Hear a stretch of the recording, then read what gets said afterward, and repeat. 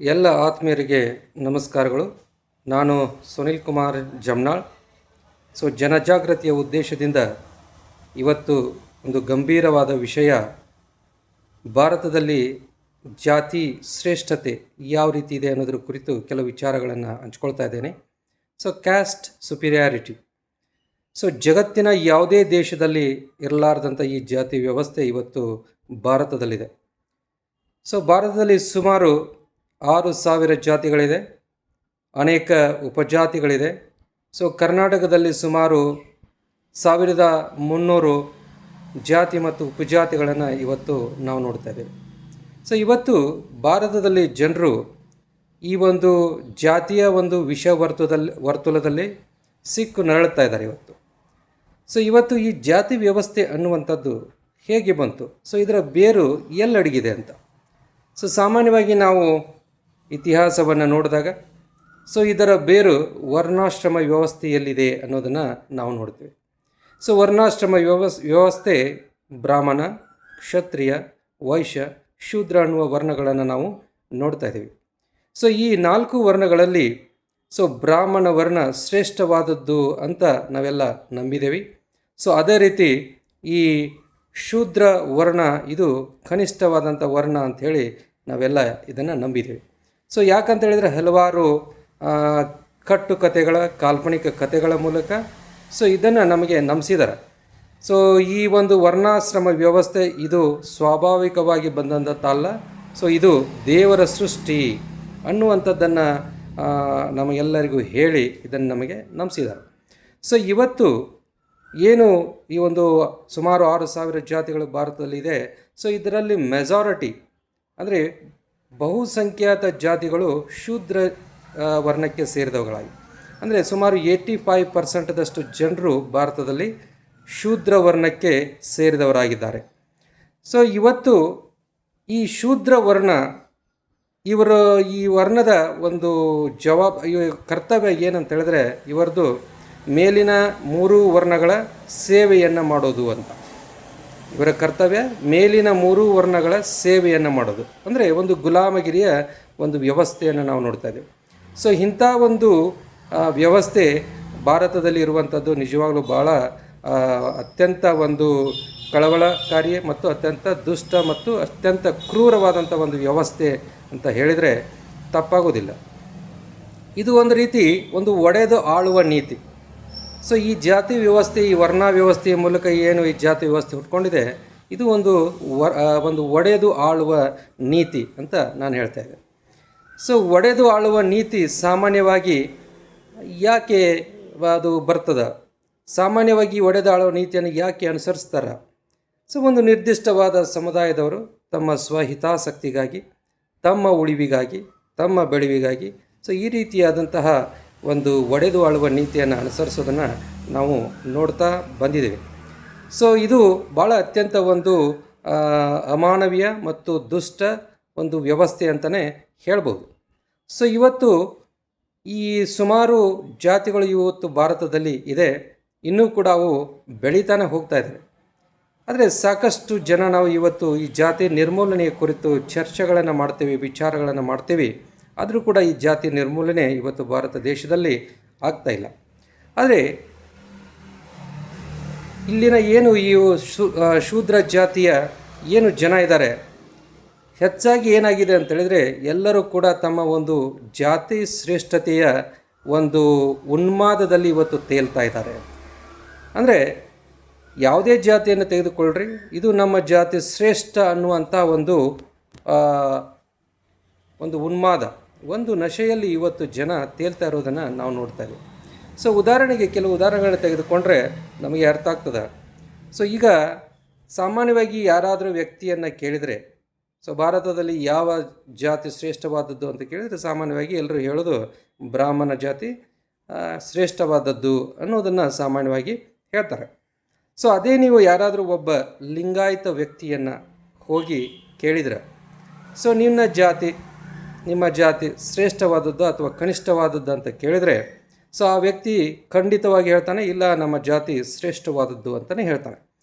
ಯಾಕೆ ಹೇಳ್ತಾನೆ ಅಂತೇಳಿದರೆ, ತನ್ನ ಕೆಳಗಿರುವ ಜಾತಿಗಳನ್ನು ನೋಡಿ ಅದು ಒಕ್ಕಲಿಗ ಜಾತಿ ಆಗಿರ್ಬೋದು, ಮತ್ತು ಇನ್ಯಾವುದೇ ಕೆಳಗೆ ಕುರುಬ ಜಾತಿ ಆಗಿರ್ಬೋದು, ಯಾವುದೇ ಜಾತಿಗಳಿರ್ಬೋದು, ಆ ಜಾತಿಗಳನ್ನು ನೋಡಿ, ಅಂದರೆ ಕೆಳಗೆ ಇರುವ ಜಾತಿಗಳನ್ನು ನೋಡಿ ನಮ್ಮ ಜಾತಿ ಶ್ರೇಷ್ಠವಾದದ್ದು ಅಂತ ಅವನು ಅಂದ್ಕೊಳ್ತಾನೆ. ಸೊ ಸಾಮಾನ್ಯವಾಗಿ ಈ ರೀತಿಯಾದಂತಹ ಒಂದು ಮನಸ್ಥಿತಿಯನ್ನು ನಾವು ನೋಡ್ತೀವಿ. ಸೊ ಆ ವ್ಯಕ್ತಿಗೆ ಮತ್ತೊಂದು ನಾವು ಪ್ರಶ್ನೆ ಕೇಳಿದರೆ, ಬ್ರಾಹ್ಮಣ ಜಾತಿಗಿಂತ ನಿಮ್ಮ ಜಾತಿ ಶ್ರೇಷ್ಠವಾದದ್ದು ಅಥವಾ ಕನಿಷ್ಠವಾದದ್ದು ಅಂತ ಕೇಳಿದಾಗ, ಸೊ ಖಂಡಿತವಾಗಿ ಅವನು ಹೇಳ್ತಾನೆ, ಇಲ್ಲ, ನಮಗಿಂತ ಬ್ರಾಹ್ಮಣ ಜಾತಿ ಶ್ರೇಷ್ಠವಾದದ್ದು. ಸೊ ಯಾವಾಗ ನಾವು ಮೇಲೆ ನೋಡಲಿಕ್ಕೆ ಪ್ರಾರಂಭ ಮಾಡ್ತೀವಿ, ನಮ್ಮ ಮೇಲಿರುವ ಜಾತಿಗಳ ಬಗ್ಗೆ ನೋಡಲಿಕ್ಕೆ ಪ್ರಾರಂಭ ಮಾಡ್ತೀವಿ, ಆವಾಗ ಏನಾಗ್ತದೆ ಅಂತ ಹೇಳಿದರೆ, ಈ ಜಾತಿಯ ಬೇರು ಅನ್ನುವಂಥದ್ದು ಅಲಗಾಡೋದಕ್ಕೆ ಪ್ರಾರಂಭ ಆಗ್ತದೆ. ನಾವು ಏನು ಮಾಡ್ತಾ ಇದ್ದೇವೆ, ನಾವು ಕೆಳಗಡೆ ನೋಡ್ತಾ ಇದ್ದೇವೆ. ಸೊ ಈ ಕೆಳಗಡೆ ನೋಡಲಾರದೆ ನಾವು ಮೇಲೆ ನೋಡಬೇಕಾಗಿದೆ, ಮೇಲಿರುವ ಜಾತಿಗಳ ಬಗ್ಗೆ ನೋಡಬೇಕಾಗಿದೆ. ಸೊ ಆವಾಗ ನಮ್ಮಲ್ಲಿ ಒಂದು ಭಾವನೆ ಹುಟ್ಟುತ್ತದೆ, ಸೊ ನಾವು ಯಾಕೆ ಕೆಳಗೆ, ಅವರ್ಯಾಕೆ ಮೇಲೆ, ನಾವ್ಯಾಕೆ ಕೀಳು, ಅವರ್ಯಾಕೆ ಮೇಲು ಅನ್ನುವಂಥ ಒಂದು ವಿಷಯ, ಒಂದು ವಾಸ್ತವಿಕತೆ ಒಂದು ಅರ್ಥ ಆಗಲಿಕ್ಕೆ ಸಾಧ್ಯತೆ ಇದೆ. ಸೊ ಅದೇ ರೀತಿ ನೀವು ಹೋಗಿ ಒಬ್ಬ ಒಕ್ಕಲಿಗ ವ್ಯಕ್ತಿಯನ್ನು ಭೇಟಿಯಾಗಿ ಕೇಳಿದರೆ, ಆ ವ್ಯಕ್ತಿನೂ ಕೂಡ ಇದೇ ರೀತಿಯಾದ ಉತ್ತರವನ್ನು ಹೇಳ್ತಾನೆ, ಇಲ್ಲ, ನಮ್ಮ ಜಾತಿ ಶ್ರೇಷ್ಠವಾದಂಥ ಜಾತಿ ಅಂತಲೇ ಹೇಳ್ತಾನೆ. ಯಾಕಂತೇಳಿದರೆ ಆ ವ್ಯಕ್ತಿ ನೋಡ್ತಾ ಇರೋದು ಕುರುಬ ಜಾತಿಯನ್ನು, ತನ್ನ ಕೆಳಗಡೆ ಇರುವಂಥ ಜಾತಿಗಳಿದಲ್ಲ ಅವುಗಳನ್ನು ನೋಡಿಕೊಂಡು ನಮ್ಮ ಜಾತಿ ಶ್ರೇಷ್ಠವಾದದ್ದು ಅಂತ ಹೇಳ್ತಾನೆ.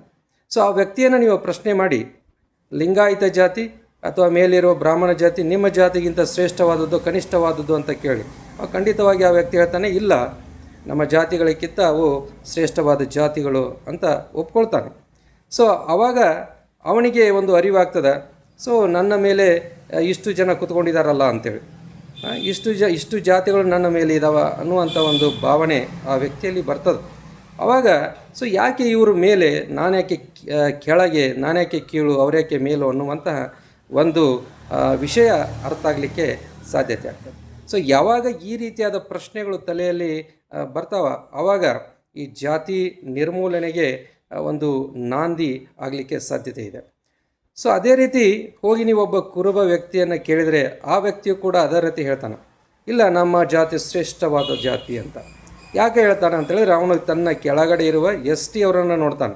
ಸೊ ST ಅವರಿಗಿಂತ ನಾನು ಸ್ವಲ್ಪ ಮೇಲಿದ್ದೇನೆ, ಹಾಗಾಗಿ ನಮ್ಮ ಜಾತಿ ಶ್ರೇಷ್ಠವಾದದ್ದು ಅಂತ ಈ ರೀತಿ ಕೆಳಗಿನ ಜಾತಿಗಳನ್ನು ನೋಡಿಕೊಂಡು ತನ್ನ ಒಂದು ಜಾತಿಯ ಶ್ರೇಷ್ಠತೆಯಲ್ಲಿ ತಾನು ಇರ್ತಾನೆ.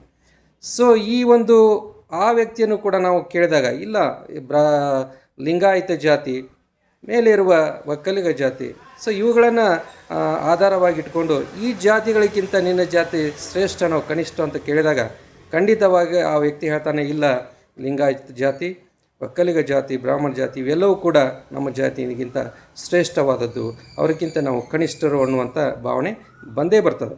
ಸೊ ಆವಾಗ ಆ ವ್ಯಕ್ತಿ ತನ್ನ ಜಾತಿಯ ಶ್ರೇಷ್ಠತೆಯ ಒಂದು ಏನು ಉನ್ಮಾದ ಇದೆ, ಸೊ ಅದರಿಂದ ಹೊರಗೆ ಬರಲಿಕ್ಕೆ ಸಾಧ್ಯತೆ ಆಗ್ತದೆ. ಆವಾಗ ಮಾತ್ರ ಅವನು ಏನಾದರೂ ಒಂದು ಈ ಜಾತಿ ಬೇರನ್ನು ಅಲುಗಾಡಿಸೋದಕ್ಕೆ, ಈ ಜಾತಿಯ ನಿರ್ಮೂಲನೆಗೆ ಏನಾದರೂ ಸ್ವಲ್ಪ ವಿಚಾರವನ್ನು ಮಾಡಲಿಕ್ಕೆ ಸಾಧ್ಯತೆ ಇದೆ. ಸೊ ಅಂದರೆ ಈ ರೀತಿಯಾದ ಅತೃಪ್ತಿಯನ್ನು ಹುಟ್ಟುಹಾಕುವ ಅವಶ್ಯಕತೆ ಇವತ್ತು ಇದೆ. ಸೊ ಅತೃಪ್ತಿ ಅಭಿವೃದ್ಧಿಯ ಅಡಿಗಲ್ಲು ಅಂತ ನಾವು ನಂಬಿದ್ದೀವಿ. ಹಾಗಾಗಿ ಜನರಲ್ಲಿ ಈ ಒಂದು ಅತೃಪ್ತಿಯನ್ನು ಹುಟ್ಟುಹಾಕುವಂಥ ಅವಶ್ಯಕತೆ ಇದೆ. ಯಾಕಂತೇಳಿದ್ರೆ ಎಲ್ಲ ಜನ ಇವತ್ತು ತಮ್ಮ ಜಾತಿಯ ಶ್ರೇಷ್ಠತೆಯಲ್ಲಿ ಮುಳುಗಿ ನಂದು ಹೆಚ್ಚು ಅನ್ನೋದರಲ್ಲೇ ಇದ್ದಾರೆ. ಹಾಗೆ ನಾವು ಒಬ್ಬ ST ವ್ಯಕ್ತಿಯನ್ನು ಹೋಗಿ ಭೇಟಿ ಮಾಡಿ ನಾವು ಕೇಳಿದರೆ, ನಿಮ್ಮ ಜಾತಿ ಶ್ರೇಷ್ಠವಾದದ್ದು ಕನಿಷ್ಠವಾದದ್ದು ಅಂತ ಕೇಳಿದರೆ, ಆ ವ್ಯಕ್ತಿಯು ಕೂಡ ಖಂಡಿತವಾಗಿ ಹೇಳ್ತಾನೆ, ಇಲ್ಲ, ನಮ್ಮ ಜಾತಿ ಶ್ರೇಷ್ಠವಾದದ್ದು ಅಂತಲೇ ಹೇಳ್ತಾನೆ. ಸೊ ಯಾಕೆ ಹೇಳ್ತಾನೆ ಅಂತ ಹೇಳಿದ್ರೆ, ತಾವನು ನೋಡ್ತಾ ಇರೋದು ಎಲ್ಲಿ, ಕೆಳಗಡೆ SC ಜಾತಿಯನ್ನು ನೋಡ್ತಾ ಇದ್ದಾನೆ. ಸೊ SCಗಿಂತ ನಾವು ಸ್ವಲ್ಪ ಮೇಲಿದ್ದೇವೆ, ಹಾಗಾಗಿ ನಮ್ಮದು ಶ್ರೇಷ್ಠವಾದದ್ದು ಅನ್ನುವ ಜಾತಿ ಒಂದು ಏನು ಮನೋಭಾವನೆ ಇದೆಯಲ್ಲ, ಶ್ರೇಷ್ಠತೆ ಮನೋಭಾವನೆ ಇದೆಯಲ್ಲ, ಸೊ ಅದರಲ್ಲಿ ಮುಳುಗಿರ್ತಾನೆ. ಸೊ ಆಗಲೇ ಮತ್ತೆ ಆ ವ್ಯಕ್ತಿಗೆ ನಾವು ಪ್ರಶ್ನೆಯನ್ನು ಮಾಡಿದಾಗ, ಇಲ್ಲ, ಈ ರೀತಿ ಮೇಲೆ ಸುಮಾರು ನಿನ್ನ ಮೇಲೆ ಒಂದು 4,000ರಿಂದ 5,000 ಜಾತಿಗಳು ನಿನ್ನ ತಲೆ ಮೇಲಿದೆ, ಅವುಗಳಿಗಿಂತ ಬ್ರಾಹ್ಮಣ ಜಾತಿ ಇರ್ಬೋದು, ಲಿಂಗಾಯತ ಇರ್ಬೋದು, ಒಕ್ಕಲಿಗ ಇರ್ಬೋದು, ಕುರುಬ ಇರ್ಬೋದು, ಹಲವಾರು ಜಾತಿಗಳು ಇದೆ ನಿನ್ನ ಮೇಲೆ ಇದೆ, ಅವುಗಳಿಗಿಂತ ನೀನು ಶ್ರೇಷ್ಠನೋ ಕನಿಷ್ಠನೋ ಅಂತ ಕೇಳಿದಾಗ, ಖಂಡಿತವಾಗಿ ಅವು ಶ್ರೇಷ್ಠ ಜಾತಿಗಳು, ನಮ್ಮದು ಕನಿಷ್ಠ ಅನ್ನುವಂಥ ಒಂದು ಭಾವನೆ ಖಂಡಿತ ಆ ವ್ಯಕ್ತಿಗೆ ಬಂದೇ ಬರುತ್ತಾ.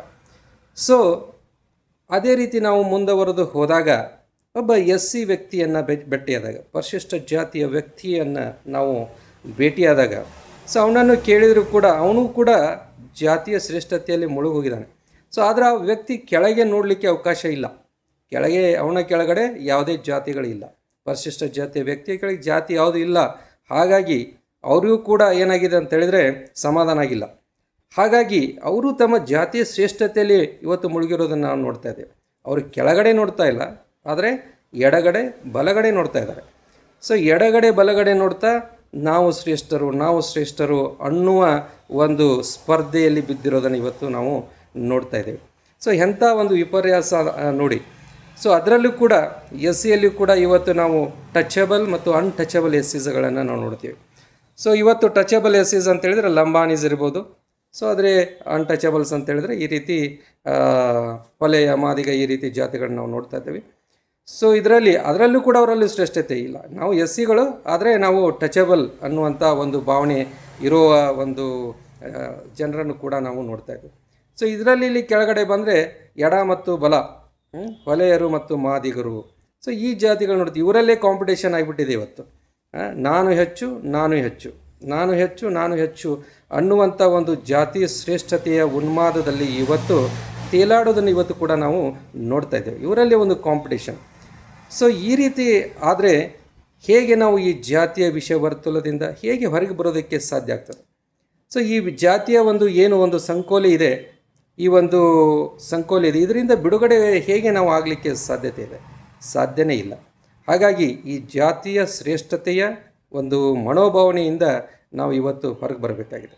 ಸೊ ಕೆಳಗಡೆ ಇವತ್ತು ಎಸ್ ಸಿ ಜಾತಿಯಲ್ಲಿ ಇವರೇ ನಾನು ಎಡ ನಾನು ಬಲ ಅಂತ ಕೂತ್ಕೊಂಡ್ರೆ, ಸೊ ಯಾವಾಗ ಇವರು ಜಾತಿ ಈ ಒಂದು ವಿಷವರ್ತದಿಂದ ಹೊರಗೆ ಬರಲಿಕ್ಕೆ ಸಾಧ್ಯತೆ ಇದೆ?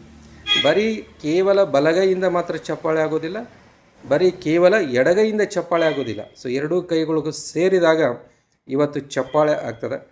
ಹಾಗಾಗಿ ನಮ್ಮ ಹಿರಿಯರು ನಮಗೀಗಾಗಲೇ ಹಲವಾರು ವಿಷಯಗಳನ್ನ ತಿಳಿಸ್ಕೊಟ್ಟಿದ್ದಾರೆ. ಸೊ ಹೇಗೆ ನಾವು ಈ ಒಂದು ವಿಷವರ್ತುಲದಿಂದ ಹೇಗೆ ಹೊರಗೆ ಬರಬೇಕು ಅನ್ನೋದನ್ನು ತಿಳಿಸ್ಕೊಟ್ಟಿದ್ದಾರೆ.